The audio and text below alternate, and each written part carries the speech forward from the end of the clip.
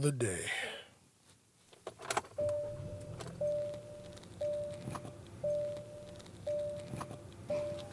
All right, let's ride.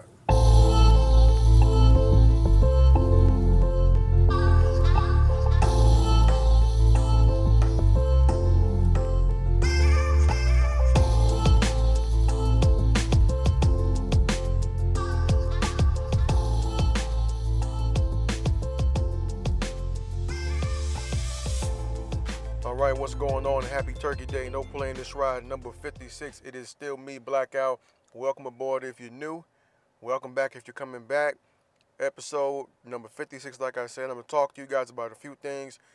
Mrs. 45, Jemel Roberson, The Simpsons, rest in peace Stan Lee, some other things that happened over the past week which I missed because the podcast, as you know, drops on Monday, sometimes Sunday night. So I didn't get to put everything in there I would have, but whatever. We're going to keep on rolling and keep on doing what I do. And apologies in advance because this will not be edited if you can't tell already because your boy got shit to do. My bad, Trent. Don't mean to shit on what you do there, brother, but I gotta make things happen. So first and foremost, rest in peace to my man Stan Lee. World lost a legend. You contributed to the world of entertainment for a long time, and many people have, for the most part, built their lives around things you've created or overseen the creation of. I'm not too sure how the comic book world works, but I know I was definitely glued to my screen on Saturday morning watching the X-Men cartoon and playing with the action figures and the video games and all that, and on to the movies. So shout out to you, Stan Lee, for all you contributed to the world, and for everybody who he inspired. Keep going, man. If that's your dream to do comics, keep doing it. If you like to read the stuff, man, it's not going nowhere. He left something behind. He left a long, long legacy and memory, so you can't miss him. Just go back and watch the movies. Check the cameos, man. You're going to have Stan Lee, man. The man lived a good life, 95 years, I believe. Shout out to you for all you did for us, man. I appreciate you. And I hope you inspire somebody else to take the next step. I'm going to stick with the kind of cartoon aspect of things, but it's almost like social commentary. So the Simpsons have a character. If you don't know what the Simpsons are or who the Simpsons are, it's a cartoon. It's an adult cartoon, sitcom or whatever that's been on TV for damn near 30 years now. But the Simpsons have a diverse cast. Well, I will say almost diverse cast. Some people have different color hair, but for the most part, yellow, I guess, is supposed to depict white people, but they have black people sprinkled in there and whatever. But there's one character in particular I want to talk to you guys about, and that's the character Apu. And Apu is the Indian American cat who runs the Quickie Mart. Again, I'm talking to you as if you've never seen The Simpsons before, but I'm going to give you some background real quick. There's an Indian American producer. His name is Adi Shankar. I hope I spelled his or said his name right. But he was suggesting that they changed the direction of the character only because it feeds into stereotypes about Indian Americans. That was his point. He said, maybe they can make Apu transition into doing something else, which I didn't really see as a bad thing because I'll take it like this. I'll tell you like this. I'm not an Indian American. I'm not going to pretend to know how an Indian American person feels about this Apu character. And this particular individual is somebody who's been successful. So if he feels it, people who haven't been as successful probably feel it too. I can only imagine what it would feel like to be compared to a cartoon character. It hasn't happened directly to me, as a black person, but Apu, I'm going to go out on a limb and say it's safe for me to assume that for some people, Apu was their first reference point for Indian American and what they are. So I can imagine being Indian growing up in the States and getting fucked with people saying stupid Quickie Mart jokes to you. Just dumb shit like that. Because almost everybody I know, we've all imitated the voice because we love him as a character. We don't think about it outside of what we see on TV. But for some people, this character is affecting their life. And it may sound snowflakish and shit like that, but I'm just being 100% honest because as a black person, there are certain expectations placed on me because of what's seen on TV and what the image that is projected of me. there are certain expectations when I walk in the room. Do I like basketball, rap music, and fucking chicken and grape soda? Yes, I like all of those things, but most of America does. But because of the what's the word I want to use? I can't think of the word right now, but because of the stereotype or whatever that's been put out there, that's what it's supposed to be for me. The narrative is what I mean. So because of the narrative that's been pushed out for so many years, and then sometimes jokingly reinforced by us, I know I joke a lot of the time, but people know it's not serious when I do it or whatever. But because of the narrative that's been pushed out, that's become fact in some people's mind. And the thing about Apu is I looked at the video that the guy had, and they were talking about him, and the creation of Apu comes from somebody inside the Simpsons organization imitating the Indian voice. So it's not even an Indian guy. This is somebody who imitated the Indian voice as a joke, and then they built a whole character around it. So if I'm him, I'm a little frustrated. I can understand being frustrated by that. If that's like the number one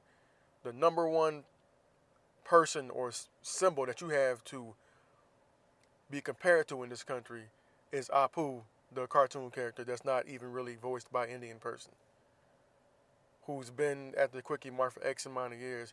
Like, I could see if they made him create like a whole chain or something. And I'm not mad. The guy's not even asking that, hey, just write him off the show, take him off the show. He's asking, like, give him some type of diversity.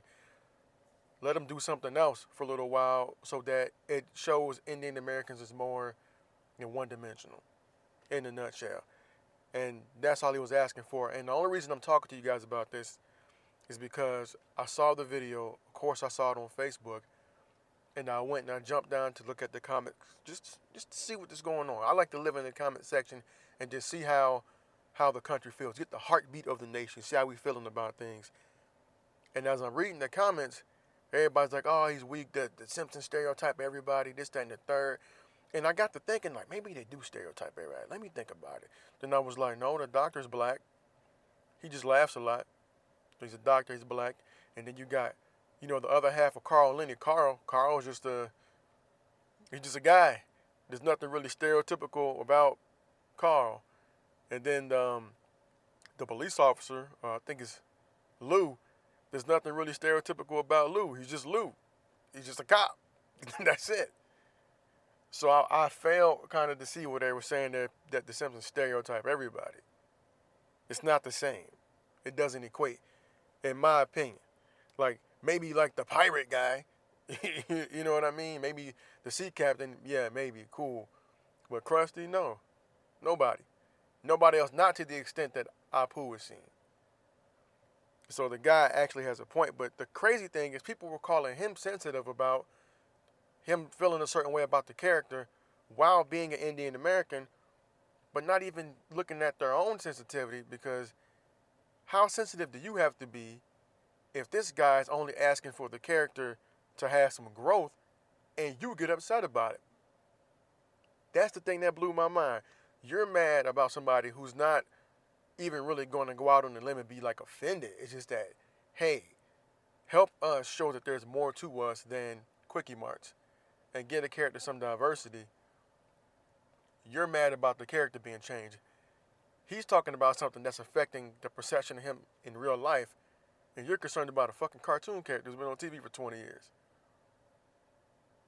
Who's being sensitive here? He's not asking the guy to be gone. He just give him a little change, and you're crying, like, calling him names, leaving whole fucking paragraphs in the goddamn comment section. Who's really sensitive about it? And he's reached out to the Simpsons to try to create some type of change, but they were obviously resistant to it. But he reached out. He wasn't disrespectful about it. He just spoke his mind, and the real sensitive people actually got hurt, got their feelings hurt. That was crazy to me. I just had to share that with people because it actually blew my mind that somebody would get that up in arms about somebody wanting to add character diversity to a cartoon. Pretty weird that somebody would be that bothered by that, but whatever. All right, in other news, Melania Trump recommends the firing of a security aide, Mira Ricardel, and she ended up getting fired. So apparently there was an issue it started with an issue of Melania taking a trip to Africa.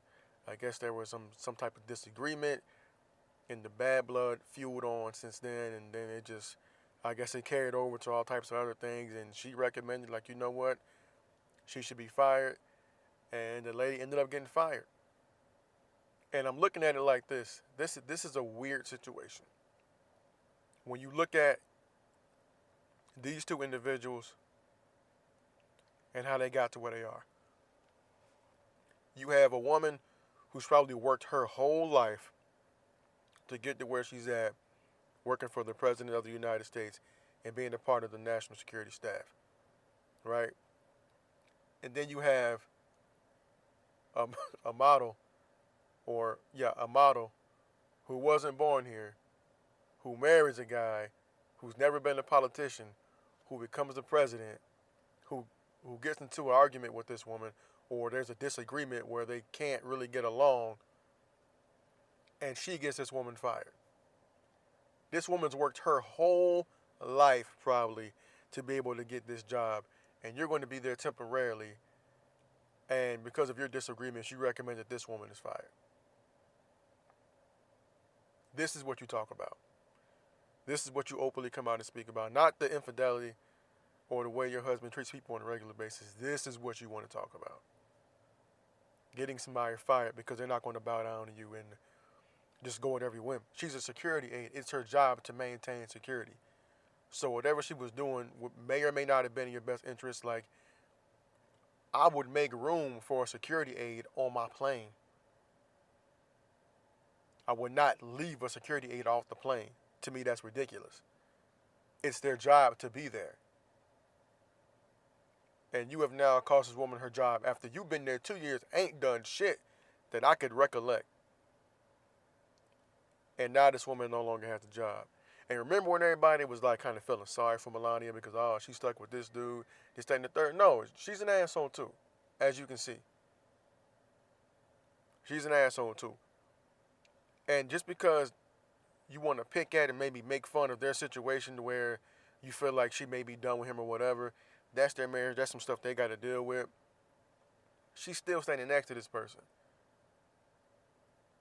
So for me, I have to judge you by who you're close to, who I think you're really close to, and what you're willing to say about that person, or how you're willing to be around that person. So I put her in the same pile as I put him. We may joke, oh, poor Melania, but nah, this was a sharp reminder for me that, nah, she ain't shit either. She ain't shit either. In other semi-political news, the CIA has determined that the Saudi prince put the hit out on that reporter, Jemel Khashoggi. So I wonder how our government's going to handle that with our relationship with Saudi Arabia. I wonder how that's going to play into these politics. I'm a couple of days late on it. I'm not going to lie, I haven't really been following up on it because I was taking the break after the elections and everything. But it's going to be interesting to see if anything's spoken about this in the news. I know the election cycle's over and things are kind of slowing down.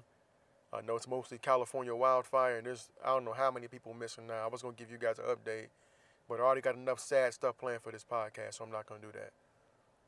But I just thought that I'd let you guys know the CIA has determined that, yeah, the prince put that hit out on Cuz. So rest in peace to that man. Apparently he was legendary, very good journalist, and they took him out because of that. Goddamn shame. Speaking of getting caught, another murder-related news. The killers of that Ohio family, that 8-member family that got murdered, they got people in custody. They arrested the Wagner family. Apparently, it was an issue over custody, and one of the kids from the Wagner family had a child with one of the children from the Rhoden family, and the issue was all over custody. So they do have the 4 members of the Wagner family in custody right now. Also, the 2 grandmothers from those respective family, well, from the Wagner side of the family, 2 grandmothers are going to be brought up on felony charges for their attempt to help cover up the crime. And I'm glad they caught those people because 8 people. 8 people over custody. There's got to be a better way. This shit sounds like Hatfield to McCoy's. I don't know what the fuck's going on in Ohio, but this is just not some news you hear every day that 8 people get murdered. And it's taking people time to track down and figure out who did. Apparently, the law went as far as Alaska looking for leads, trying to figure out who killed these goddamn people. And it turns out it's people right there close to them. That's a damn shame. You just ruined this kid's life. The kid you're fighting for, you just ruined their whole life because now they're going to know that you took a part in one whole side of their family being wiped out. Now, I'm not quite sure what the issue is. Like, maybe she was getting molested.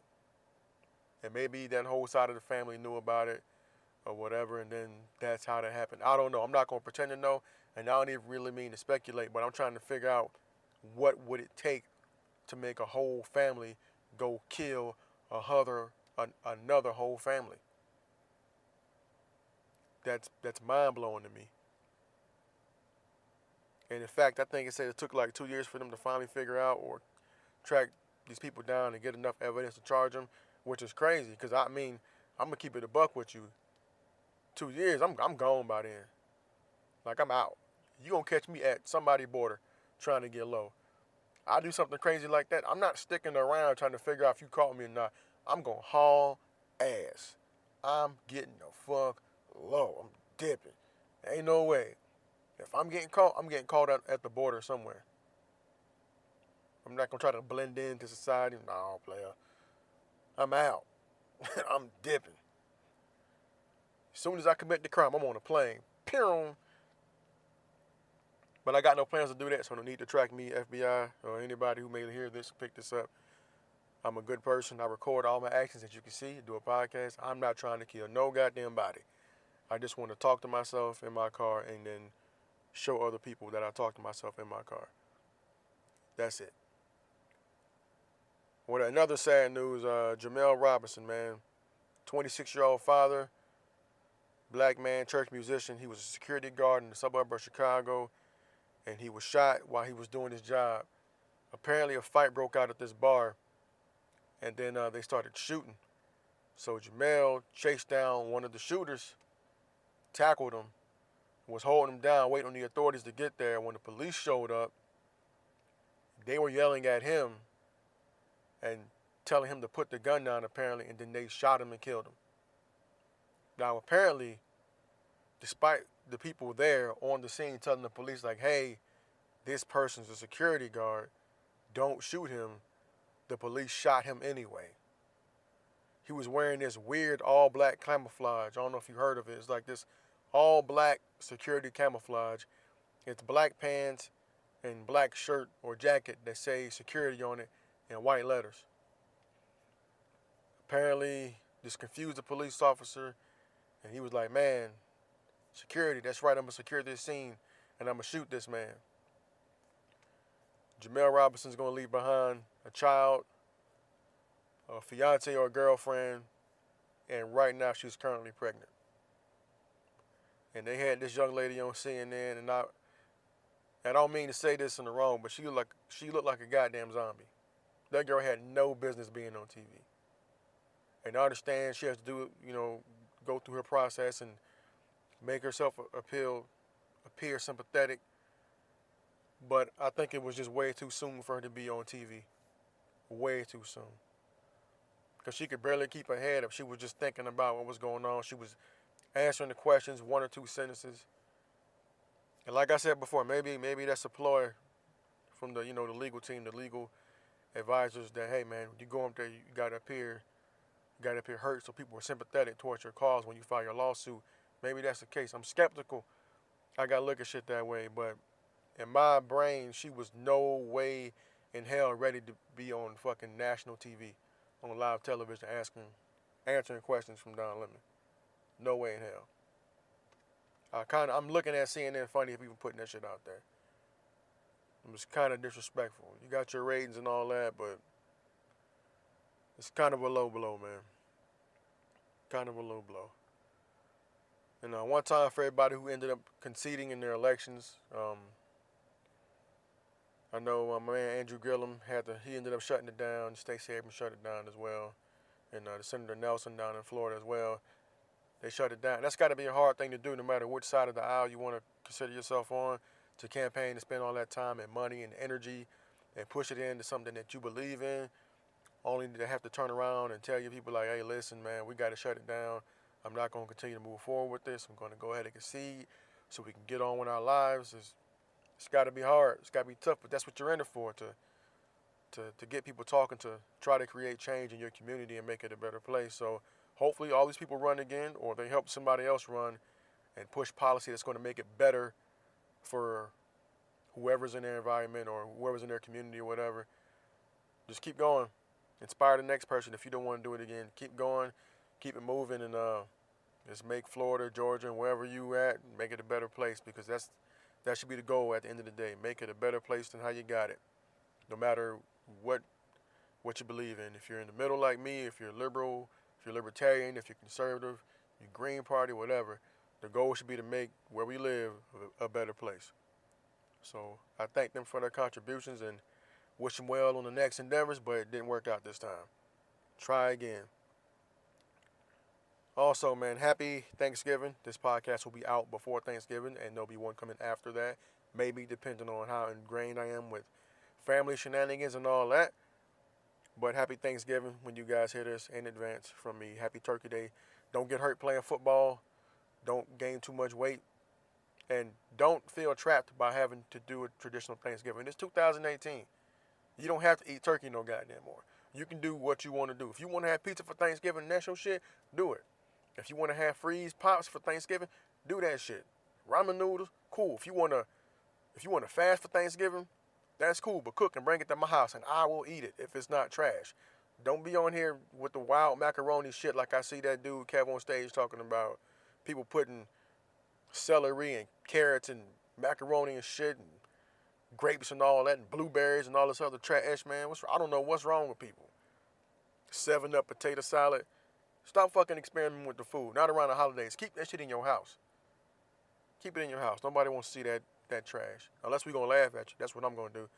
But be careful, because apparently, per CNN, there's a recall on raw turkey. There's a chance of salmonella. So make sure you look at what you got. And be careful. Be selective in what you buy. And that's almost it for me, man. I got it done pretty quick. I got shit to do, so I'm not going to stay here long and talk to you off about dumb shit. Florida State for the win. Everybody talking shit about D12, man. You know what? I'm going to go ahead and get into it right now. Florida State Seminole fans, go get my motherfucking belt. Now, listen, I've been talking shit about the offense the whole season, and I stick by that point. I don't believe in East and West offensive football. I think it's fucking stupid and it's predictable. But if you can make it work, I will shut up and gladly watch. Right now, Florida State University is not fucking working. Maybe 5 plays out of 25 it'll work. But for everybody talk shit about D12. That's DeAndre Francois, number 12. Y'all call him Frenchie, Dirty Red, D12, whatever. For every Florida State Seminole fan talking shit about this man, I want you to think before you open your mouth or before you get on the fucking Facebook or whatever and get to typing this shit. Think about what this man did. He came in as a redshirt freshman, first season, won the Orange Bowl, right? First season, ACC Rookie of the Year. Second season, had us competitive in the Alabama game, ends up getting hurt. Now, in this time frame, Jimbo leaves, he doesn't play, James Blackman plays and finishes out the season. He comes back to this new bullshit-ass system. When he's full go, comes back to a new bullshit-ass system and a worse offensive line. Now, I want you to think about this man for a moment. This man who stood in that pocket and taking all them fucking big, thunderous-ass hits from these big, thick-ass linemen in the ACC and got right the fuck back up and continued to play. Who's got smacked, should have been out the game and came right back in the game. I want you to think about this when you start talking about D12 and talking about Frenchie all bad like this. Think about it. This man is then ridiculed half the season by Florida State Seminole fans in his return season in the new system with a worse offensive line, like I said. Now, I'm watching the games. And yes, last week, or no, this week, this Saturday, there was throws. I was like, what is he doing? My only guess is that he was anticipating people to be places where they were not, and he was off his game. I can accept that. He is not perfect. But if I'm looking at this individual in totality, I see a guy who stood in the pocket and delivered one ass. Now, when people are in the right spot, he gets them the ball. It's not his fault that he has an NFL arm and these guys still got high school hands. or these guys don't know where they're supposed to be.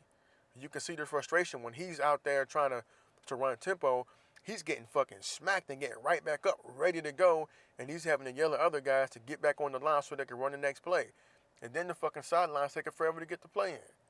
So whose fault is it really? Because Blackman would have been throwing them same throws, running the same plays. Because on the plays that would look crazy, there was only one receiver in a position to have the ball thrown to him. And yet this guy's out there taking these big old hits, going on design QB runs with a repaired ACL, yelling at his teammates, trying to get people to get up so they can do tempo. And then after all that time, and I'm looking at the Facebook group, people talking shit, what does he do? Comes out, 74-yard bomb for a touchdown. And y'all talking about Frenchie trash. I got Frenchie fucked up. I better chill out. Talking about our goddamn quarterback. Also, more football. Go get my belt in this Jacksonville Jaguar front office. Go get my motherfucking belt. And listen to me clear. Listen to me clear. I'm talking about another Florida State Seminoles. I'm talking about Jalen Ramsey. I want you to listen to me clear right now. Do not lose control in this locker room, lose these players, and make them say things like it's being said that he said. Do not make him feel like he's going to be traded. Do not trade him. We have a top-notch defense that's made some mistakes, but the offense has not been staying on the field. Do not lose this team. Do not break up this goddamn defense, because the chances of us building the defense this good again are few and far in between, because you know what's going to happen? They're going to see shit like this, like, man, they had it together. They had a fucking squad. You know what they did? They broke up the team. That's going to make players not want to fucking come here. That's a problem we just fixed. Getting the guys we got in there right now. So fix the fucking offensive line. Do whatever you got to do on offense. Make it fucking work. And keep this goddamn team together. Now, I'm sorry about all the profanity, but I had to get that off my chest because my football season has been terrible. I'm about to go watch my Bears play, see what they can do. Basketball is going to be terrible between the Bulls and the Lakers. And baseball's over, man. And I'm following through on my promise to start fucking with hockey. So I need this football season to end at least on a good note. With that being said, you can find me at noplayinthisride@gmail.com. No Play on This Ride on Facebook. No Play on This Ride on Twitter. So that's NoPlay247 on Twitter. Capital N, lowercase o, capital P-L-A-Y. No Play 247 on Twitter. No Play on This Ride on YouTube as well. Hit me up, man. I got a page. I'm starting a group. I also have a football-related group. So if you're a part of the Big Three in Florida, the rivalry, Miami, Florida, Florida State, only people who are fans of those teams, nobody else that's outside of that. We don't want y'all in there. We basically in there talking shit about everybody, all three of the teams. That's all we doing. Just talking shit. It's about to be hate week, and we need that to get that frustration out and just keep it in one spot. So we doing that. So, like I said, or like I always say, make your next day your best day. Be better tomorrow than you were today. And my bad for not editing this shit, but I got things to do. Love y'all. Peace.